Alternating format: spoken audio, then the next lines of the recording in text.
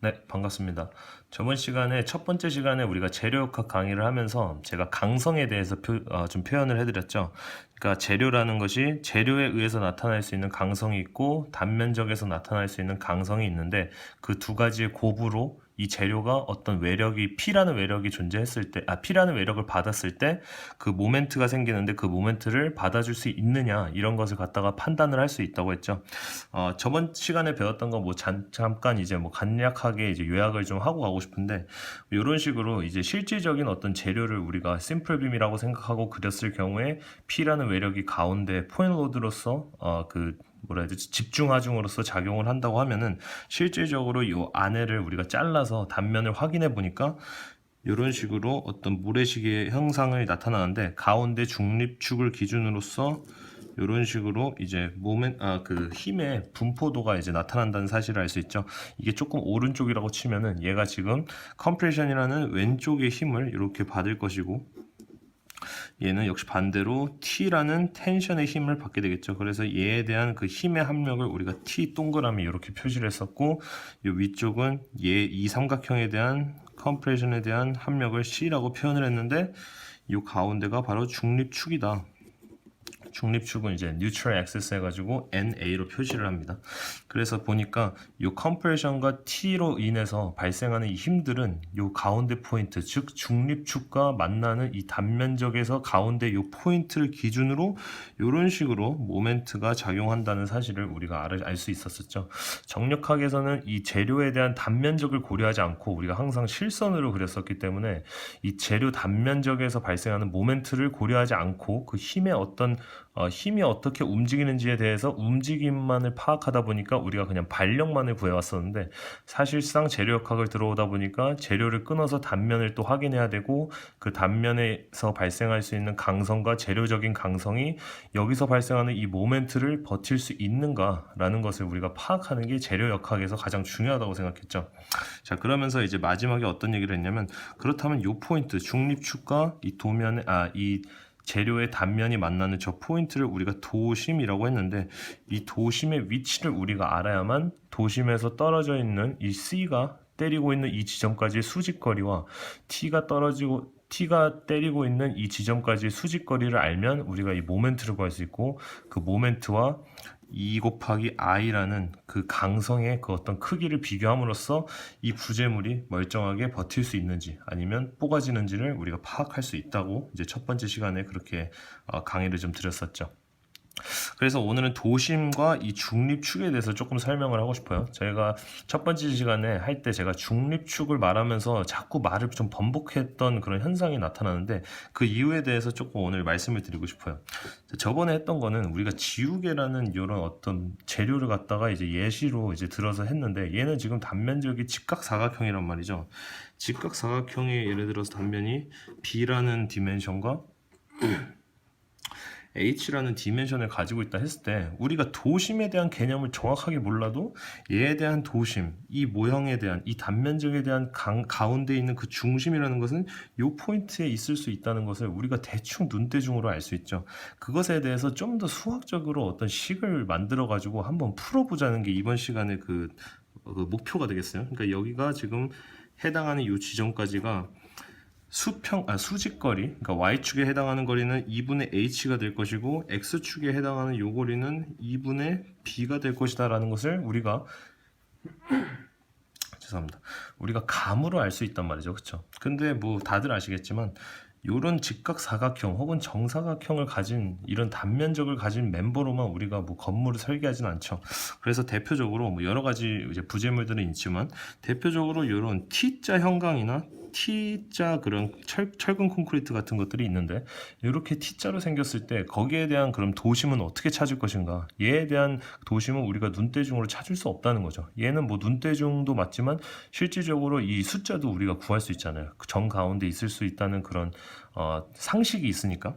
근데 얘에 대한 도심은 그러니까 얘가 만약에 여기도 역시 H라고 가정을 한다면 얘에 대한 그 neutral axis, 그러니까 즉 도심을 지나가는 그 중립축의 그 어떤 위치는 수직거리인 2분의 h가 아니라는 것이 바로 이번 강의에서 핵심 포인트가 되는 거예요. 그러니까 요 밑에 부분이, 제가 그림 좀 잘못 그린 것 같은데, 밑에 부분이 위에서 떨어진 부분보다 조금 더 긴 현상이 나타나는 겁니다. 제가 이거를 좀 더 이렇게 아래로 그릴게요. 좀 너무 가운데 잘못 위치하게 그린 것 같아가지고, 어쨌든 이 중립축을 기준으로 밑에 부분이 좀 더 떨어져 있는 현상이 나타나고, 위에는 그거에 반대로 조금 더 짧은 현상이 나타나는데, 이런 걸로 가지고 우리가 무엇을 할 수 있냐면, 여기서 힘의 분포도를 우리가 그려왔던 것 같이 중립축을 기준으로 중립축을 쭉 그려봤을 때, 제가 어떻게 표현을 했냐면, 이 모래시계 모양의 그 힘의 분포도를 그릴 수 있는데, 힘의 분포도가 이번에는 대칭이 아니기 때문에 삼각형의 크기가 위에는 좀 더 작고 아래는 좀 더 큰 그런 현상을 이제 우리가 캐치할 수 있다는 거죠. 그렇다는 말은 이 위쪽에 발생하고 있는 컴프레션의 힘은 밑에 발생하는 이 텐션의 힘보다 더 작다는 사실을 우리가 알 수 있죠. 역시 모멘트는 지금 도심과 중립축이 만나고 있는 이 지점을 기준으로 이렇게 발생을 하겠죠. 근데 이번에는 이 도심의 포인트를 우리가 알아야만 이 T까지 걸린 T의 합력, 그러니까 여기 T의 합력과 C의 합력이 존재한다고 했을 때 C까지 걸리는 우리가 수직거리를 구할 수 있고, 도심을 알아야, 도심의 위치를 알아요. 그렇죠? 그리고 T까지의 T의 합력이 때리고 있는 그 포인트까지 수직거리를 구할 수 있음으로써 이 모멘트를 구할 수 있다라는 것이 이번에 포인트예요. 그렇다면 여기서 이 도심은 어떻게 구할 것인가? 이게 바로 이번 시간의 그 핵심적인 키포인트입니다. 자, 그래서 이거를 이제 여기까지는 이제 도심에 대한 그 뭐 간단한 정리이고, 제가 저번 시간에 말씀드렸다시피 이 도심을 구하기 위해서 우리가 써야 하는 그 어떤 term이 있어요. 그것을 이제 단면 1차 모멘트라고 하는데, 이제 단면 1차 모멘트에 대해서 뭐 간단한 어떤 뭐 기본적인 상식적 개념을 제가 먼저 심어드리고, 어떤 식으로 진짜로 수학적인 식을 써서 단면 1차 모멘트를 이용해서 우리가 이 도심 포인트를 구할 수 있는지에 대해서 한번 또 강의를 해볼게요. 자, 그렇다면은 저것에 대해서 이제 뭐 도심이 대충 뭐 항상 부재의 단면적마다 도심의 위치는 바뀔 수 있다. 그렇다면 도심은 어떻게 구할 수 있는가? 라는 것을 한다고 했잖아요. 거기서 이제 나오는 것들이 단면 1차 모멘트와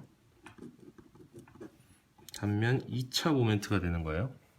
좀 흔들릴까봐 제가 항상 말하지만, 흔들릴까봐 글씨는 최대한 적게 쓰는 쪽으로 제가 이제 하도록 하겠습니다.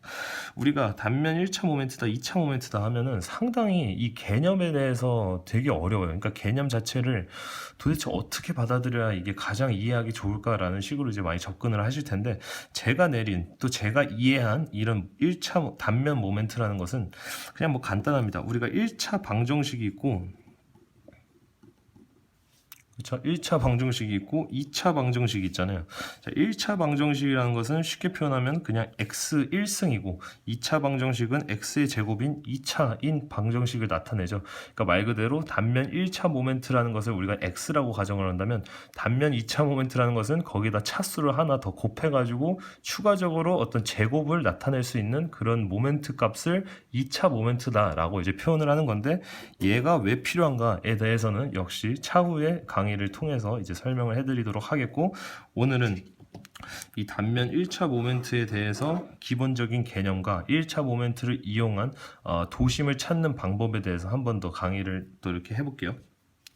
1차 모멘트가 이제 가져오는 그 아주 기본적인 개념은 뭐냐면, 우리가 모멘트다 하면은 자, 예를 들어서 모멘트다, 힘 모멘트다 라고 이제 표현을 해볼게요. 자, 우리가 모멘트 하면은 우리가 다 요게 다 모멘트잖아요. 그렇죠? 모멘트다 하면은 어떻게 표현을 하냐면 힘 곱하기 t. 아까 그 그림을 제가 여기다가 다시 한번 그리면은, 이 포인트가 여기 있으면은 힘이 지금 요렇게 떨어지고 요렇게 떨어지니까, 여기 힘이 뭐 F가 떨어지고 여기에 해당하는 거리가 D라고 이렇게 했을 때, 힘의 모멘트다 하면은 요 힘 곱하기 힘이 떨어지는 요 포인트와 우리가 모멘트를 돌리고자 하는 요 포인트까지의 수직거리인 D를 곱해줌으로써 힘 모멘트를 구할 수 있다는 거예요. 그렇죠? 그러니까 아까 우리가 봤을 때 단면의 그 상태를 보니까 요런 식으로 지금 모멘트가 생겼었잖아요. 그럼 요 모멘트를 받아줄 수 있는 어떤 단면적에서 자체적으로 발생할 수 있는 반력 모멘트가 존재한다는 거예요. 그것이 바로 단면 모멘트라는 거예요. 단면 모멘트, 뭐 쉽게 말해서 이제 면적 모멘트로 이해를 하셔야 되는데, 면적 모멘트는, 자, 힘 모멘트에서는 우리가 힘 곱하기 D로 표현을 했는데, 단면 모멘트니까, 면적 모멘트니까 어떻게 표현하면 될까요? 에어리아인 A와 D라는 이런 수직 거리로서 이제 표현을 할 수 있는데, 이게 힘 모멘트의 아주 그 티피컬한 그림이었다면, 단면 모멘트라는 것은 여기 역시 중립축을 기준으로, 얘가 지금 뭐 옆에서 보니까 이렇게 그냥 실선으로 보이지만 조금 더 이해를 쉽게 하기 위해서 A라는 이런 단면을 이제 우리가 표시를 이렇게 해본다는 거예요. 중립축을 기준으로. 그럼 중립축을 기준으로 여기서 여기까지 떨어져 있는 우리가 D, 그러니까 이거는 뭐 나중에 다시 설명을 드릴 건데, 어쨌든 이 A가 가지고 있는 높이의 절반인 값을 이제 우리가 D라고 표현을 해보고, 여기 역시 D라고 이렇게 표현을 해보자는 거예요. 그러면은 지금 여기서 보시면 아시다시피 힘은 방향이 존재하죠. 역시 D도 위쪽은 플러스가 되겠고, 여기가 중립축이니까 위로 가는 것은 플러스가 되겠고 아래로 가는 것은 마이너스가 되는 것처럼, D라는 그 어떤 수직 거리는 방향이 존재하고, 그렇죠? F라는 것은 역시 왼쪽으로 때릴 수 있고 오른쪽으로 때리니까 얘도 역시 방향이 존재하는 벡터 값들인데, A라는 것은 그냥 그 면적이잖아요. 그러니까 면적이기 때문에 A라는 것은 뭐 방향이 존재하지 않는 그냥 그 자체적인 이 면적에서 발생할 수 있는 그런 모멘트를 이제 나타내는 것이 단면 1차 모멘트예요. 그러니까 단면 1차 모멘트, 단면 2차 모멘트 같은 개념인데, 아까도 말했듯이 절대적인 개념은 A 곱하기 D로서 표현을 하는 건데, 1차 모멘트는 1차 방정식 같이 x 1차승으로 우리가 표시를 한다면, 2차 모멘트는 2차 방정식처럼 x에다가 차수를 하나 더 곱해줌으로써 표현을 한다 라는 것이 이제 절대적인 개념입니다. 자, 그렇다면 이제 수학적으로 한번 접근을 해보자는 거예요. 자, 우리가 예를 들어서 이런 x축과 y축이 있다고 해볼게요. 자, 여기가 x, y, 어떤 우리가 아까 b랑 h라는 이런 직사각형을 가지고 있는 단면이 있다 했을 때, 우리가 얘에 대한 얘에 대한 그 면적 모멘트, 즉 단면 모멘트를 구해보겠다 하면은 어떻게 표현할 수 있냐면, 전체적인 면적과 이 D라는 값을 곱해줌으로써 표현을 할 수 있다 했죠. 근데 이 D라는 것, 그러니까 전체적인 면적은 우리가 B 곱하기 H라고 우리가 알 수 있는데, 이 D를 구할 수가 없잖아요. 이 D라는 것은 물론 제가 아까 이 면적의 가운데 점이라고 했는데, 지금 그것에 대해서 우리가 구할 수 없기 때문에 수학적인 식을 만들어서 한번 어떻게 이렇게 그 식을 만들어 가지고 이 D 값을 찾을 수 있는지를 한번 보자는 거예요. 절대적인 개념은, 자, 이런 식으로 면적을 한번 몇 개를 이렇게 잘라 본다고 생각해 볼게요. 그러니까 전체적인 면적은 우리가 A라는 사실을 알 수 있고, 자, 이렇게 잘라서 얘를 A1, 얘를 A2, A3 이렇게 이제 나타낸다고 했을 때, 이 X축을 기준으로 이렇게 떨어진 거리가 있고, X축을 기준으로 A2까지 떨어지는 거리가 있고, A3를 X축에서 기준으로 이렇게 떨어져 있는 거리가 존재하는데, 이 값들은 다 Y 값이 되겠죠. 그러니까 Y1, Y2, Y3 이렇게 되는 건데, X축을 기준으로 이런 면적 모멘트가 발생했다는 것은 X축을 기준으로 면적이 이렇게 받아주는, 그렇죠? 물론 이렇게 손으로 이렇게 돌리면 방향이 생기기 때문에, 면적 모멘트는 방향이 존재하지 않는 에리아 자체에서 나타나는 값이기 때문에 손으로 돌리다기보다는 그냥 찍고 이런 식으로 그냥 표현을 해도 될 것 같아요. 찍고 이런 식으로 갖고 있는 면적 모멘트를 구한다는 것은 이제 G라고 표현해요. 단면 1차 모멘트를. 근데 X축을 기준으로 이렇게 표현한 면적 모멘트니까 X라고 이제 표현을 하고, 얘는 어떻게 구하냐면은, 면적 모멘트는 A 곱하기 D니까 A1에다가 D까지, 그러니까 여기 X축을 기준으로 A가 떨어지고 있는 그 수직거리는 Y1이 되겠고, 더하기 A2의 Y2 더하기 A3의 Y3인데, 쭉쭉쭉쭉 가다가 이 A가 전체적인 면적이 다 될 때 동안 다 같이 해서 더해줘야 되겠죠. 그래서 우리가 개수를 모르니까 N이라고 잡아보자는 겁니다. 그러면 AN에 해당하는 그 수직거리 역시 YN이 되겠죠. 이것을 좀 더 멋있게 이제 수학적인 기호를 사용해서 풀어주면은, 시그마라는 단어를 쓰면서 시그마 I가 1, 2, n까지 갈 때, 그러니까 시그마 i는 1부터 시작해서 n으로 갈 때 a의 n승, y의 n승, 승이 아니죠. 그러니까 y의 n. 그래서 처음에 1이면은 1 들어가고 2면은 2 들어가고 시그마는 다 더하자는 소리죠. 이런 식으로 다 해서 보니까 어떻게 된다? 이 a에다가 전체적인 a 값, 자 전체적인 이 면적의 a 값에다가 이 y의 평균 값을 곱한 값이랑 요 전체 다 더한 값이 같다라는 게 이제 수학적인 식으로 만들어진다는 것이 바로 단면 1차 모멘트에 대한 정의예요. 그러니까 요게 단면 1차 모멘트 값이라면은 우리가 요 값을 알면은 a 전체적인 a 값은 아니까, 그렇다면 요 값을 요걸로 나눠줌으로써 우리가 y 바에 대한 y의 평균값, 즉 이 도심을 힛하는 그 위치에 해당하는 이 y의 바 값을 우리가 알 수 있다는 거죠. 자, 이해가 되죠? 조금 빠르죠? 자, 그렇다면은 요것을 이제 이렇게 하면은 뭐 이해는 하지만 우리가 이 A에 대한 면적을 구할 수가 없잖아요, 지금. 그쵸? 이게 얼마만큼 우리가 잘랐는지 뭐 그것에 대한 뭐 정확한 그런 정의가 없으니까 이것을 좀 더 이제 쉽게 우리가 수학식에 이제 대입을 하기 위해서 같은 XY 축에 같은 상황이 이렇게 있다고 했을 때 얘를 이렇게 면적으로 생각하지 않고 어떤 D라는 형식으로 얘를 한번 생각해 보자는 겁니다. 이제부터는 적분, 그러니까 즉 수학적인 개념이 나오기 때문에 조금 제가 설명을 잘 못하거나 아니면 조금 이해가 어려우실 수도 있어요. 그 점은 조금 양해를 부탁드릴게요. 역시 높이가 h고 밑변이 b인 상태인데 이 x축에 의해서 단면 1차 모멘트가 발생했다라고 하면은 우리가 여기 지금 요 높이를 우리가 아주 미소의 높이, 그러니까 적분이라는 것은 얘를 전체적인 면적을 구하기 위해서 하는 그런 어떤 수학적인 그런 메서드인데, 얘를 아주 작은 그 간격으로 dy를 끊어줘가지고 d를 만들어준 지금 상황인데, 얘를 여기 맨 밑에 지점부터 해가지고 맨 끝에 지점까지 다 갖다가 인테그랄을 시키면은 이 전체적인 면적이 나온다라는 것이 이제 적분에 대한 개념이죠.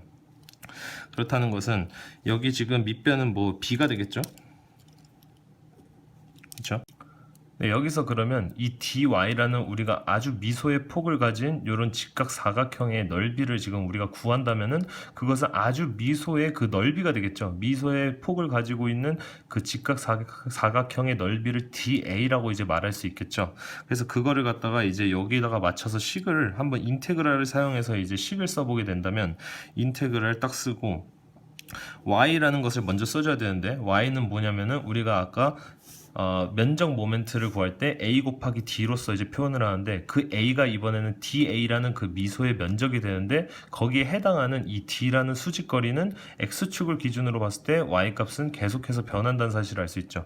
그러니까 이 y가 매개 변수가 되고 거기다가 da 값을 곱해줌으로써 이 단면 1차 모멘트, 즉 x축에 의해서 생기는 단면 1차 모멘트를 구할 수 있다는 거예요. 근데 우리가 y축이 지금 매개 변수라고 했는데 da라는 것을 갖다가 적분을 하려고 하니까 좀 이상하잖아요. 근데 우리가 da라는 값은 여기를 통해서 알 수 있죠. da라는 것은 직각사각형이니까 b 곱하기 dy로서 표현을 할 수 있겠죠.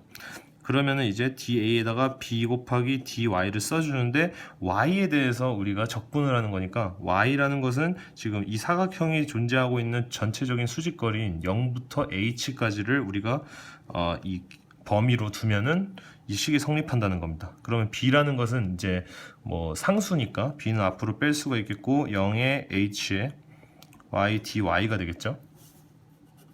예. 그러면은 얘가 b 곱하기 2분의 1의 y제곱에 h0이 돼요.